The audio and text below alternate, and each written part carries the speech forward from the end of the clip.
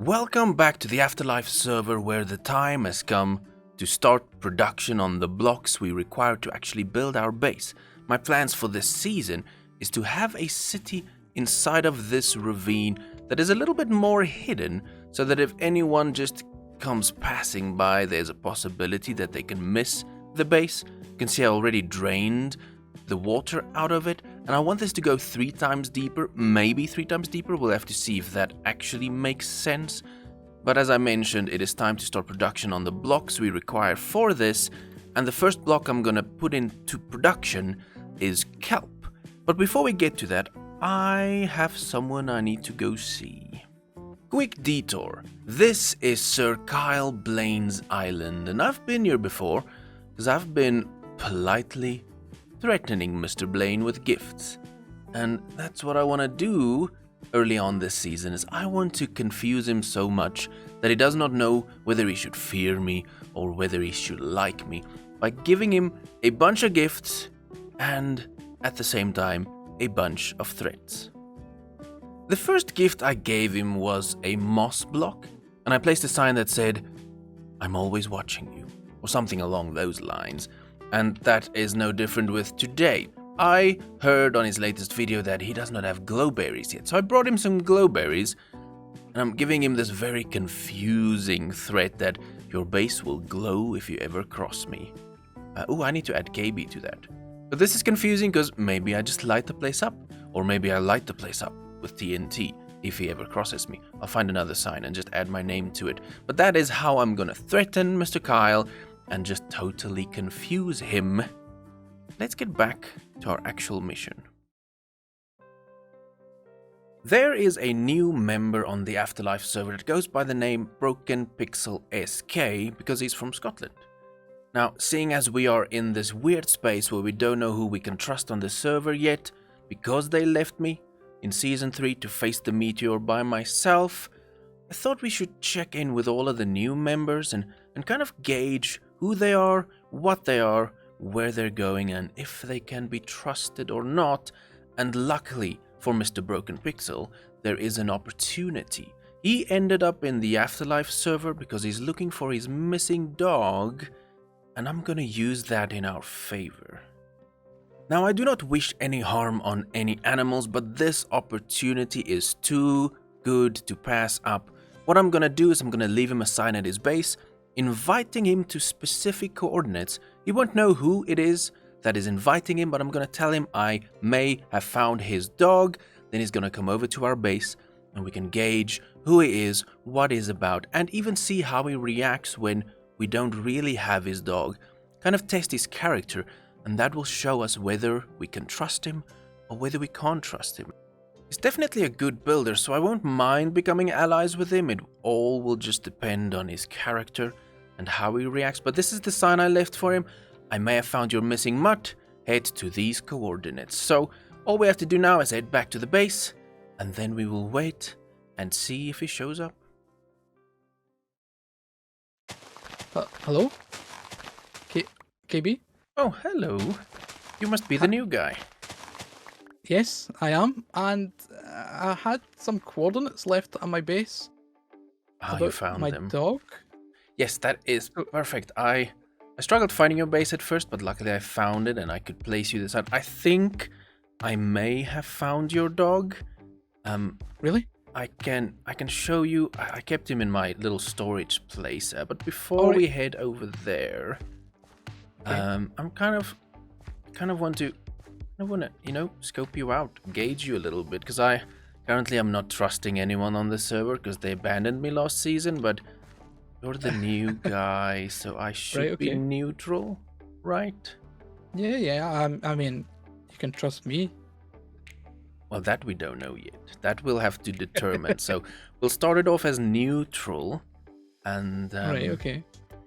Still need to see what you are. Are you good? Are you evil? Well, and that really depends on if I get my dog back, I think. Oh. Because the reason I am here is to find him. Oh, of course. That makes sense. Yeah. Yes, I should then take you to him. So I will definitely solve this problem for you, because then you won't bring your wrath down on the afterlife. Yeah, of course, of course. I mean, I'm only here for my dog. I wouldn't want to hurt anyone. Oh no. Oh no, I left him in here Oh. and the door Oi. was open. Benji?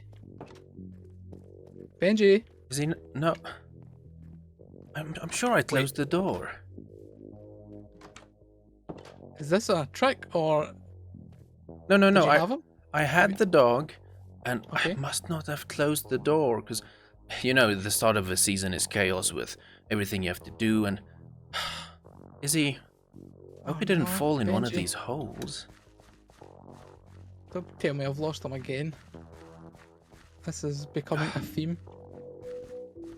Hopefully it doesn't stay a theme. He couldn't have gone far. I can't fly, but if you want to take a fly and see if you can spot him somewhere. Yeah, I'll have a bird's eye view from up high. Do you think one of the other members have maybe taken him? You know, I don't trust any of them, so I don't want to throw them under the bus, but I do think there is a possibility. Well, someone told me that GP has a dog that looks like Benji. That is so interesting. He did not have a dog last season. Wait. Not that I remember. Do you think he's got my dog? I don't know. I can't remember if he had a dog. I don't think he had a dog last season. I think That you is, should definitely follow up on that. Yeah, because that is very suspicious. I think I should maybe do a little bit of recon over at GP's base. Yeah, do that. I will send my forces around the area to scour all of it and make sure he's not over here. It's a yellow collar, right? Yellow collar, yep. His name is Benji. He likes bones and fish. Bones and fish. Well, I'm gonna go GP's base. Although he's not online, but I'll have a little bit of a look around. I'll snoop around, I think. Okay, sorry for bringing you over here and not having anything for you, but I do hope you find him. I mean, it's good news that, you know, he's here. I was a little bit at worried that I least. travelled all this way for nothing. So. I think it is safe to say that Broken Pixel is no threat to us. He is actually just looking for his dog. Now, we did have to tell him a couple of lies, but it is lies in favor of chaos, and it is definitely going to create doubt in his mind about the other members, which is good, because chaos. And it's also making GP a target for him. So let's see how that chaos turns out and if that becomes anything. Now, as you can see, behind me, I built a tiny useless kelp farm. It is absolutely useless because in 30 minutes it produced 10 kelp. My idea was to have this running while I prepare the ocean for our actual kelp farm.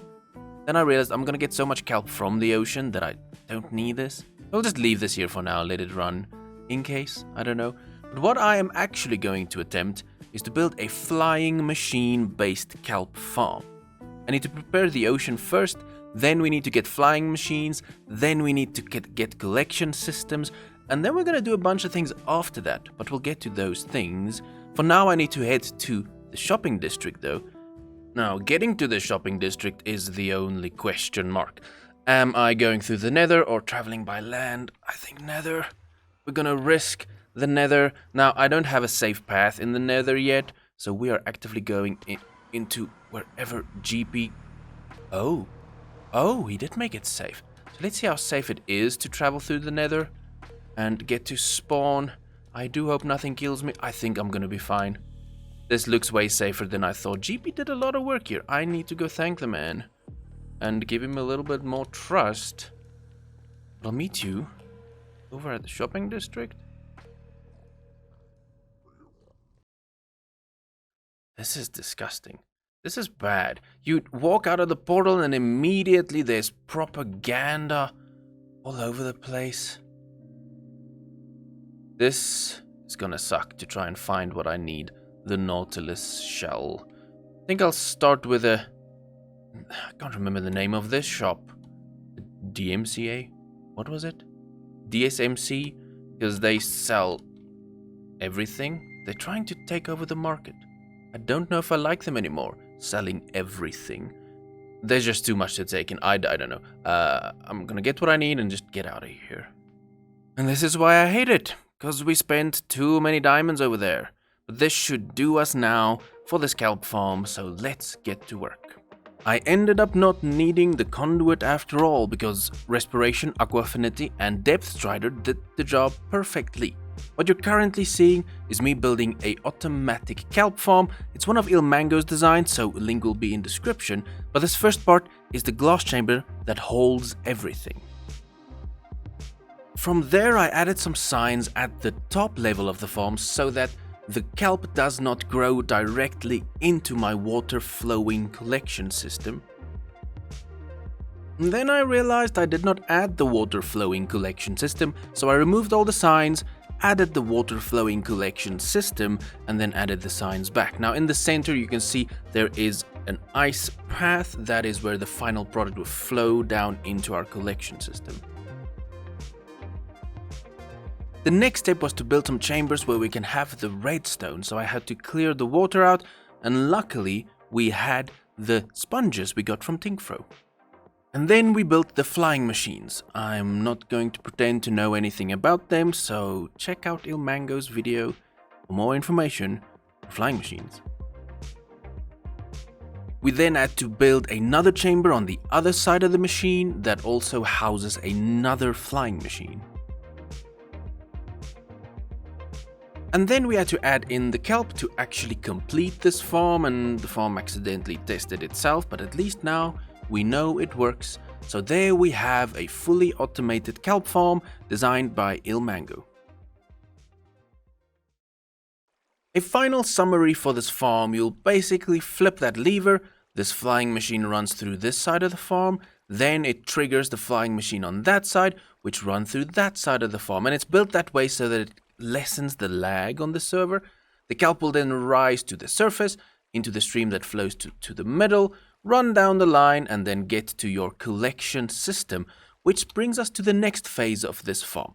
I want to build a super smelter that can automatically make dried kelp, and then we just need to show up, make it into kelp blocks, and then go use it in our buildings, or maybe sell it. I'm not sure yet. But that is the next phase, so let's build a super smelter.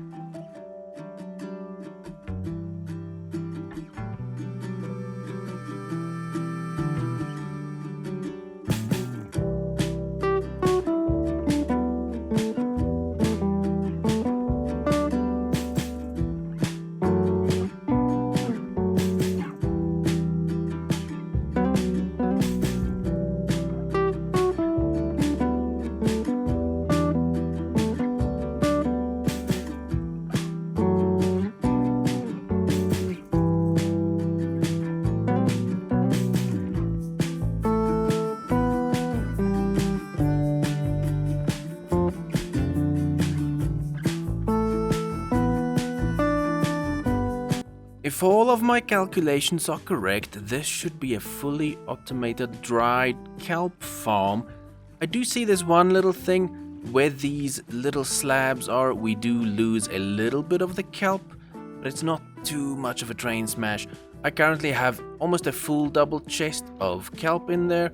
So what I'm gonna do to get this started is let's throw in some spruce planks in there. That will load this up. I give that some time just to run through. And that is it. And now when I flip this lever, it should equally start loading up these furnaces. And that shouldn't be in there. There we go. Kelp is going in, the spruce is going in, and we should be getting kelp over here in any second now. And then this kelp I will use to then refuel the furnaces. And that does mean dried kelp is actually officially automated. So we get the kelp successfully coming through and going in and then getting smelted up. I am so proud of this project. This was a ton of work. We need to make it look pretty at some point. I'm not gonna do that right now. I need to take a break. I need to stop playing Minecraft. But it works. It is beautiful. We finally have kelp blocks, which is one of the first blocks we need for our future base. And I think we'll open a shop. The most organic fuel on the server? We'll think about that. But on that note, that is going to do it for this episode. So thank you so much for watching, and I'll see you next time.